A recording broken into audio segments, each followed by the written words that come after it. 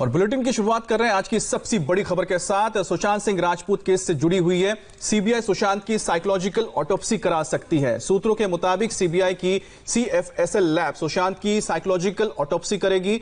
Psychological autopsy में CBI की forensic team Sushant के दिमाग का अध्ययन करेगी। सीबीआई सुशांत की मौत के दिन से कुछ दिन पहले तक सुशांत के बर्ताव और रहन सहन, दिनचर्या का अध्ययन करेगी। इसके साथ ही सीबीआई की टीम सुशांत के लिखे नोट्स, किताब, व्हाट्सएप मैसेजेस, सोशल मीडिया पर लिखे गए उनके पोस्ट, इसके साथ साथ सुशांत के परिवार, दोस्तों और करीबियों से भी उनकी मनोदशा के बारे में, यानी कि उनकी मानसिक हालात कैसे थे, उसकी जानकारी ली जाएगी। एक तरह से आसान शब्दों में आप कह सकते हैं कि सीबीआई की फॉरेंसिक टीम सुशांत के दिमाग का पोस्टमार्टम करेगी। देश में अभी तक सिर्फ 2 केस में साइकोलॉजिकल ऑटोप्सी हुई है और अभी तक सिर्फ सुनंदा पुष्कर केस और दिल्ली के बुराड़ी में 11 आत्महत्या के केस में साइकोलॉजिकल ऑटोप्सी हुई थी। अब सुशांत की मौत की मिस्ट्री सुलझाने के लिए सीबीआई इस नई तकनीक का सहारा लेगी।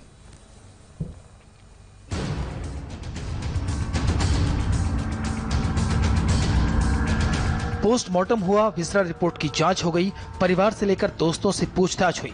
सुशांत को जानने वाले, पहचानने वाले सबको जांच एजेंसियों ने अपने दफ्तर में बुलाया, लेकिन सुशांत सिंह राजपूत की रहस्यमय मौत से पर्दा नहीं उठ पाया। इसलिए अब सीबीआई सुशांत की साइकोलॉजिकल ऑटोप्सी कराने वाली है। जांच एजेंसियों को उम्मीद है कि साइकोलॉजिकल ऑटोप्सी के जरिए ही सुशांत की मौत की मिस्ट्री सुलझ सकती है। सूत्रों के मुताबिक सीबीआई की CFSL लैब सुशांत की साइकोलॉजिकल ऑटोप्सी करेगी। आसान शब्दों में कहें तो सीबीआई की फॉरेंसिक टीम सुशांत के दिमाग की स्टडी करेगी। सीबीआई की जो टीम थी उन्होंने पूरा डिसाइड किया कि क्यों ना इस पूरे मामले की जो साइकोलॉजिकल ऑटोप्सी है वो कराई जाए। इसका रीजन सबसे बड़ा ये है कि आखिर एक जो मृतक था, क्योंकि ये मरने के बाद ये साइकोलॉजिकल ऑटोप्सी होती है कि आखिर जो शख्स जो मरा है उसके दिमाग में आखिर चल क्या रहा था, उसने क्यों ये सुसाइड किया, इसकी तमाम तफ्तीश जो है वो साइकोलॉजिकल जो ऑटोप्सी है वो इसमें बहुत ज्यादा मदद करती है। सबसे अहम बात, इससे पहले सुनंदा पुष्कर मामले में साइकोलॉजिकल ऑटोप्सी कराई गई थी। इसके बाद जो बुराड़ी के अंदर 11 आत्महत्याएं की थी, जो कि सबसे चर्चित मामला रहा था पूरे देश भर का, उसमें साइकोलॉजिकल ऑटोप्सी कराई गई थी। इस केस का रहस्य सुलझाने में फॉरेंसिक एक्सपर्ट की भूमिका बहुत ही खास होने वाली है। सुशांत के कमरे से लेकर उनके मोबाइल फोन, लैपटॉप में बंद राज को फॉरेंसिक टीम ही खोल सकती है। इस जांच के जरिए ये जानने की कोशिश होगी कि मौत से पहले सुशांत सिंह राजपूत के दिमाग में क्या चल रहा था और किस तरह की मानसिक स्थिति से वो गुजर रहे थे। आइए अब आपको बताते हैं कि साइकोलॉजिकल ऑटोप्सी क्या होती है और ये कैसे काम करती है। मेडिकल साइंस में इसका मतलब होता है मरने वाले के दिमाग की स्टडी करना, यानी कि मरने से पहले उसके बर्ताव में क्या क्या बदलाव आया, इसे जानने और समझने की कोशिश होगी। साइकोलॉजिकल ऑटोप्सी उन लोगों का होता है जो मौत से पहले भ्रम की स्थिति में रहते हैं। मामले में बार बार जादू, टोना, टोटके और डिप्रेशन की बात सामने आ रही है, इसलिए भी साइकोलॉजिकल ऑटोप्सी से बहुत कुछ सामने आ सकता है। साइकोलॉजिकल ऑटोप्सी में मृतक के internet, phone call, email, chat और मैसेज के जरिए मानसिक स्थिति की जानकारी जुटाई जा सकती है। इस ऑटोप्सी टेस्ट में मौत के कुछ दिन पहले से 14 जून तक सुशांत के व्यवहार और रहन सहन का अध्ययन सीबीआई करेगी। सुशांत के परिवार, दोस्त, करीबियों और कर्मचारियों से अंतिम वक्त में सुशांत के व्यवहार के बारे में जानकारी हासिल की जाएगी। सुशांत के फैंस को अब इस बात का भरोसा धीरे धीरे हो रहा है कि सुशांत केस में सीबीआई के आने से सच सामने आएगा। ये बात सच है कि इस मामले में सीबीआई की एंट्री जरा देरी से हुई और इस वजह से कई सारे तथ्य नष्ट हो गए, लेकिन साइकोलॉजिकल ऑटोप्सी टेस्ट से बहुत कुछ बाहर आ सकता है। तीसरी बार किसी मामले में सीबीआई की CFSL की टीम साइकोलॉजिकल ऑटोप्सी करेगी। इससे पहले सुनंदा पुष्कर केस और दिल्ली के बुराड़ी में हुई 11 आत्महत्याओं में साइकोलॉजिकल ऑटोप्सी हुई थी। दोनों मामलों में मौत संदिग्ध अवस्था में हुई थी और जब साइकोलॉजिकल ऑटोप्सी हुई तो बुराड़ी में जांच एजेंसियों के सामने कंफ्यूजन के सारे दरवाजे बंद हो गए थे। आत्महत्या की गुत्थी कुछ दिनों में सुलझ गई। इसलिए सीबीआई ने अब ये जो डिसाइड किया है कि इस पूरे मामले की साइकोलॉजिकल ऑटोप्सी कराई जाएगी, यानी कि जो सुशांत सिंह राजपूत के दिमाग में उस समय क्या चल रहा था इसकी तफ्तीश अब सीबीआई करेगी। तो CFSL की टीम ये पूरा जो साइकोलॉजिकल ऑटोप्सी है वो पूरा करेगी। क्या उसके दोस्तों से बात होती थी, क्या किस तरह की वो किताबें पढ़ता था, ये तमाम तफ्तीश जो है वो इस साइकोलॉजिकल ऑटोप्सी के अंदर होगी। आखिरी रात का सच जानने में जुटी सीबीआई को कितनी कामयाबी मिलेगी ये तभी पता लगेगा जब साइकोलॉजिकल ऑटोप्सी से कुछ रहस्यों से पर्दा उठेगा। अब इस मिस्ट्री को सुलझाने के लिए सीबीआई की फॉरेंसिक टीम सुशांत के लिखे नोट्स, किताब, व्हाट्सएप मैसेज, चैट और सोशल मीडिया पर लिखी तमाम बातों का अध्ययन करेगी ताकि सच सामने आ सके। सीबीआई को सुशांत केस की जांच शुरू की आज 5वां दिन है, लेकिन अब तक केस की मुख्य आरोपी रिया चक्रवर्ती से सीबीआई ने पूछताछ नहीं की। ऐसे में सवाल उठ रहे हैं कि आखिर रिया और उनकी फैमिली से पूछताछ कब होगी, क्यों उससे पूछताछ में देरी हो रही है।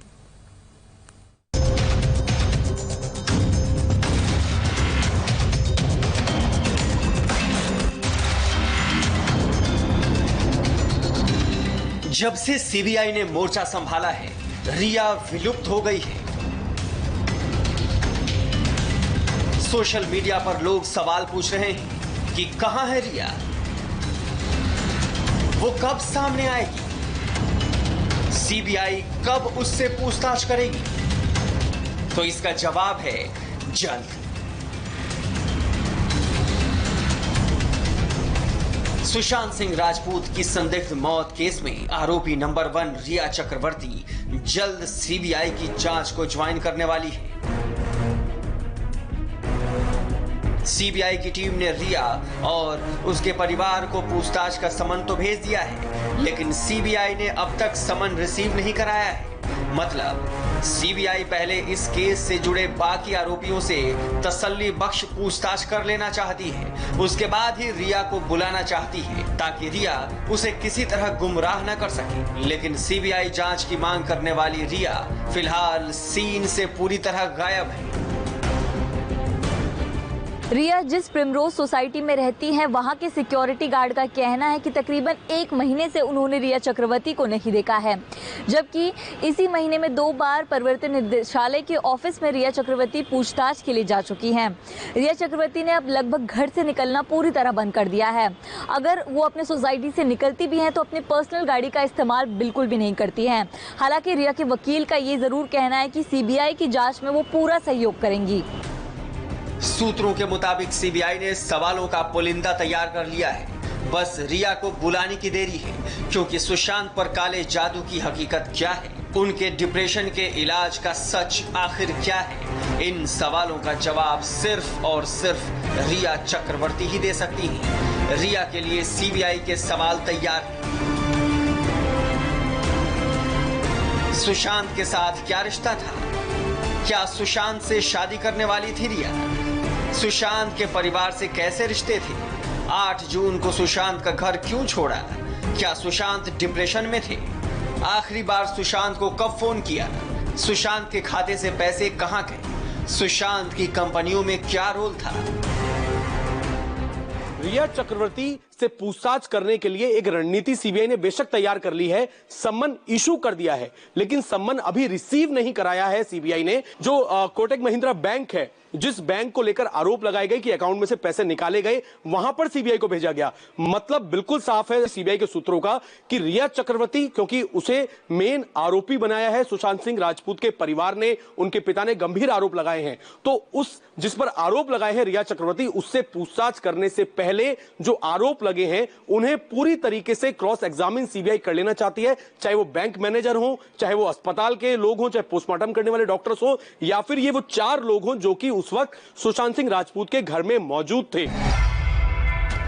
सीबीआई हर पहलू को बड़ी बारीकी से जांच कर रही है, लेकिन सबसे ज्यादा पेंच सुशांत की पोस्टमार्टम रिपोर्ट में दी गई सुसाइड की थ्योरी में दिख रहा है। पोस्टमार्टम रिपोर्ट की हमने बड़े ही साइंटिफिक तरीके से जांच की और जो बात सामने आई वो फाउल प्ले की तरफ इशारा कर रही है, क्योंकि सुशांत केस की फॉरेंसिक जांच करने वाली टीम के निदेशक ने इंडिया टीवी को बताया कि सुशांत की जांच रिपोर्ट निगेटिव है। मतलब सुशांत ना ड्रग्स लेते थे और ना ही स्लो पॉइजन जैसा कोई मामला बनता है। और हमारे कुछ साइंटिफिक प्रूफ होता है सर, इसमें कुछ नहीं जो है वो इमीडिएट दे दिया। तो क्या आया सर इसमें? नहीं भाई, इसमें तो क्या सुशांत का बहुत ही लोग दे दिए हमने। हाँ। तो कुछ मिला नहीं था, वो दे दिए थे हमने। कोई केमिकल वेमिकल नहीं है ना सर? नहीं, अभी जनरल रहता है वो रिपोर्ट तो हो गया सर। हाँ, तो गया पहुंच गया। तो some people say that he was addict also, so has it come? क्या होता है सर, अभी समझो मैं अल्कोहल लिया अभी और मेरा भी 2 घंटे के अंदर सैंपल लिया तो ठीक है, 6 घंटे के बाद ले गए तो नया आएगा ना कुछ। मैं खुद 2 सैंपल में पी लिया तभी नहीं आएगा 6 घंटे, उनको टाइम लगता है। What I know 30 ml 3 hours, like body में 30 ml आपको ज्यादा पता होगा, जो हम लोग को बात करते करते आप लोग के रैप सुन रहा है कि 30 ml जो है 3 आवर्स से वो डाइल्यूट हो जाता है द पर्सन तो एक्चुअली वो चीजें नहीं रहते, चेंजेस तो होते हैं सर।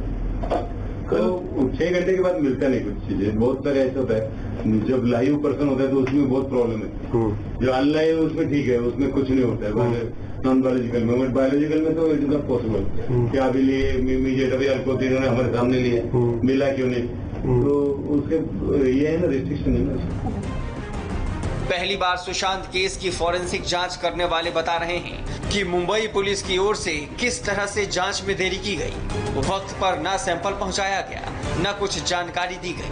सैंपल देरी से पहुंचा, पोस्टमार्टम देरी से हुआ, इसीलिए कुछ बातें शायद कभी पता नहीं चल सकेंगी।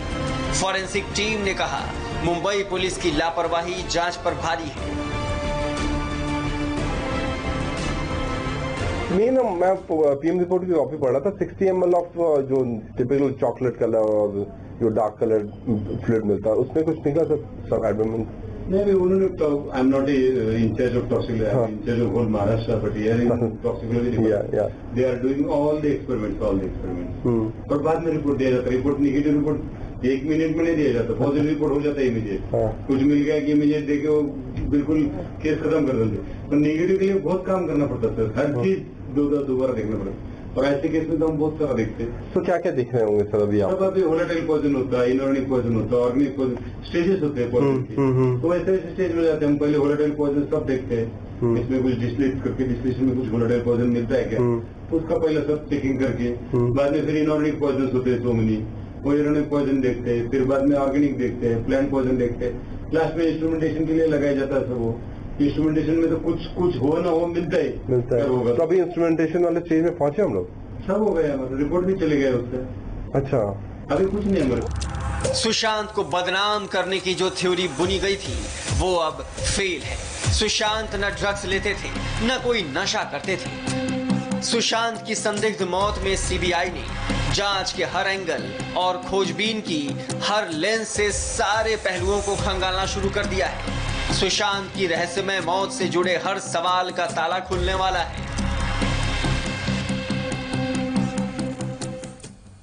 सुशांत सिंह राजपूत केस में जब से सीबीआई ने जांच का जिम्मा संभाला है और तब से इस केस से जुड़े किरदारों की हवाइयां उड़ी हुई हैं। ऐसे ही एक किरदार सिद्धार्थ पिठानी से इंडिया टीवी संवाददाता ने कुछ सवालों के जवाब जानने की कोशिश की। देखिए रिपोर्ट।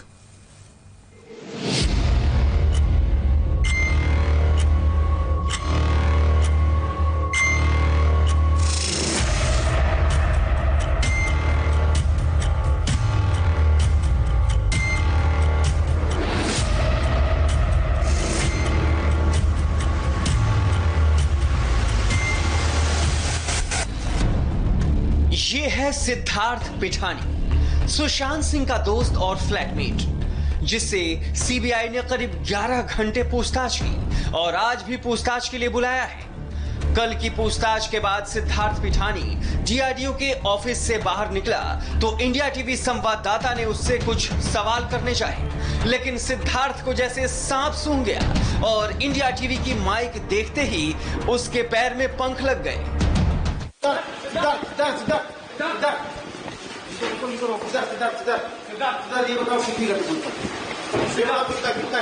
बताओ यार क्या हुआ? Siddharth, I was the one who Siddharth क्या है? कुछ तो जो आपको कहना है वो कहिए। सिद्धार्थ जो आपको कहना है कहिए। सिद्धार्थ जो आपको कहना कहिए। Siddharth, let me go please. क्या आपको कहना है? लेट्स कैन आई गो? रिया को लेके रिया को लेके बताइए। रिया को लेके प्लीज करिए। रिया को लेके बताइए आप please. I am staying. Riya से कैसे संबंध किया? रिया से संबंध कैसे थे? रिया से कैसे संबंध थे? आप प्लीज बताइए। रिया से सुशांत के संबंध कैसे थे? रिया से सुशांत के संबंध कैसे थे? मैंने जो भी स्टेटमेंट देना था मैंने सर को, सीबीआई ऑफिसर्स को, सबको समझा दिया मैंने। रिया और सुशांत का रिश्ता क्या था? No more question, no more comments please. ठीक है। एक सवाल का जवाब दीजिए। आपने कोई तस्वीर ली थी क्या? ये वो सवाल उठाया जा रहा है कि आपने सबसे पहले सुशांत की डेड बॉडी को देखा तो आपने उनकी लटकती हुई कोई तस्वीर देखी थी क्या? आप प्लीज जाइए यहाँ से। एक सवाल का जवाब। No comments, no comments please. आपके पास कोई तस्वीर है क्या उनकी? तस्वीर है क्या? आपने की मेकर को बुलाया, आपने उस दरवाजे तोड़ने की कोशिश क्यों नहीं की आपने? जो पूरा देश जानना चाहता है, जो सुशांत के चाहने वाले जानना चाहते हैं, उन्हीं सवाल के जवाब हम भी सिद्धार्थ से जानना चाहते थे, लेकिन सिद्धार्थ का टका सा जवाब था, नो कमेंट। जब 4 लोग आप थे, जिससे आपने दरवाजा तोड़ा, आपने चाबी वाले को क्यों मना किया था? मैंने जो भी हमने करा है, मैंने सीबीआई ऑफिसर को, लेकिन आपने कोई तस्वीर दी है लटकती हुए फांसी के फंदे पर? आप जाइए। रिया से सुशांत के रिश्ते कैसे थे वो बताइए। नहीं, आप जाइए। सीबीआई ने कल फिर बुलाया आपको? मैं वापस आऊंगा। सीबीआई कल आएगी? कल कम सिर्फ एक ही सवाल है, लेकिन सबसे अहम सवाल है वो कि क्या आपने उनकी सुशांत की बॉडी जब देखी थी, तब आपने कोई तस्वीर वहां पर ली थी क्या? क्योंकि सबसे बड़ा सवाल आपके ऊपर उठाया जा रहा है कि आपने तस्वीर क्यों नहीं ली जब लटकती हुए सुशांत की डेड बॉडी की? ये सब सवाल ना आपने जो क्वेश्चन करा है, सीबीआई ने भी मुझे क्वेश्चन करा, मैंने उनको आंसर करा। I am not answerable to any of your question. Sushant Singh Rajput की संदिग्ध मौत केस में रिया चक्रवर्ती के बाद जिस एक शख्स पर सबकी निगाहें टिकी हैं, वो सिद्धार्थ पिठानी ही है, क्योंकि सिद्धार्थ पिठानी ने ही दावा किया था कि उसने सुशांत की डेड बॉडी को पंखे से नीचे उतारा था। ऐसे में सवाल तो बनता ही है, क्योंकि अगर जिस शख्स ने सुशांत की डेड बॉडी पंखे से लटकती देखी, तो आखिर उसके दावे के पीछे क्या सच्चाई है, क्या सबूत है? सवाल है कि सिद्धार्थ पिठानी आखिर सुशांत के कांटेक्ट में कब और कैसे आया, और उसने सीबीआई को क्या बयान दिए। सिद्धार्थ की मुलाकात सुशांत से एक कॉमन फ्रेंड ने कराई थी। सिद्धार्थ कंटेंट राइटर है और आयुष शर्मा नाम के कॉमन फ्रेंड से मुलाकात करवाई थी। सुशांत ने सिद्धार्थ को अपने ड्रीम 50 प्रोजेक्ट में शामिल किया था। सुशांत अपने ड्रीम 50 प्रोजेक्ट के तहत गरीबों के लिए अफोर्डेबल घर बनवाना, गरीब बच्चों को नासा भेजना और गरीब बच्चों की पढ़ाई करवाना चाहते थे। गरीब बच्चों को नासा भेजने के काम के लिए सिद्धार्थ ने विनय तिवारी नाम के दिल्ली के एक शख्स को सुशांत से मिलवाया था। साथ ही गरीब बच्चों की पढ़ाई के लिए आशा नाम की एनजीओ से भी सुशांत को सिद्धार्थ ने मिलवाया था। पॉइंट नंबर 2, सिद्धार्थ ने बताया कि सुशांत की बहन प्रियंका से रिया का 3 बार झगड़ा हुआ था। पहली बार अप्रैल 2019 की एक पार्टी में, दूसरी बार लोनावाला फार्म हाउस पर और तीसरी बार केपरी हाइट बिल्डिंग पाली हिल के फ्लैट में। इन तीनों झगड़ों में सुशांत ने बीच बचाव किया था और सिद्धार्थ को भी रिया और प्रियंका को समझाने को कहा था। पॉइंट नंबर 3, सिद्धार्थ ने सीबीआई को बताया कि वो अक्टूबर 2019 में हैदराबाद चला गया था। इसके बाद सुशांत यूरोप टूर पर गए। यूरोप से आने के बाद सुशांत परेशान रहने लगे, डॉक्टरों से कंसल्ट करने लगे। केपरी हाइट इमारत छोड़कर मोंट ब्लांक बिल्डिंग में फ्लैट किराए पर लिया। जनवरी 2020 में सुशांत ने सिद्धार्थ को कॉल करके हैदराबाद से बुलाया था।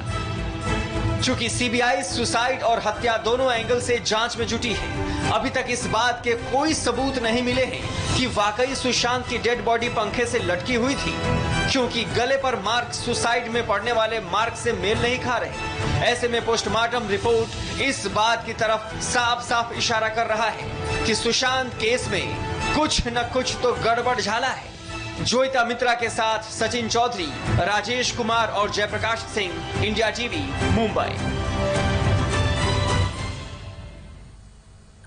सुशांत की मौत केस में सीबीआई फुल एक्शन में है। हर रोज कई लोगों से पूछताछ हो रही है, खासकर उन लोगों से तो हर रोज पूछताछ हो रही जो सुशांत के साथ उनके फ्लैट में आखिरी वक्त में मौजूद थे। लेकिन सवाल ये उठ रहे हैं कि सीबीआई के अधिकारी आखिर हर रोज इन लोगों से क्यों पूछताछ कर रहे हैं? घर में मौजूद लोग आखिरकार सीबीआई से क्या छिपा रहे हैं, या सीबीआई इन लोगों से क्या उगलवाना चाहती है?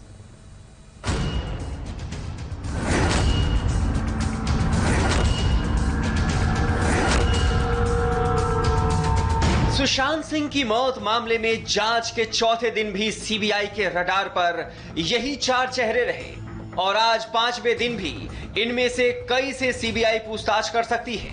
इनसे लंबी पूछताछ इसलिए हो रही है क्योंकि इन चारों के बयान हर बार अलग अलग आ रहे हैं। किसी के भी बयान एक दूसरे से मेल नहीं खा रहे। चारों से सीबीआई ने अलग अलग सवाल पूछे।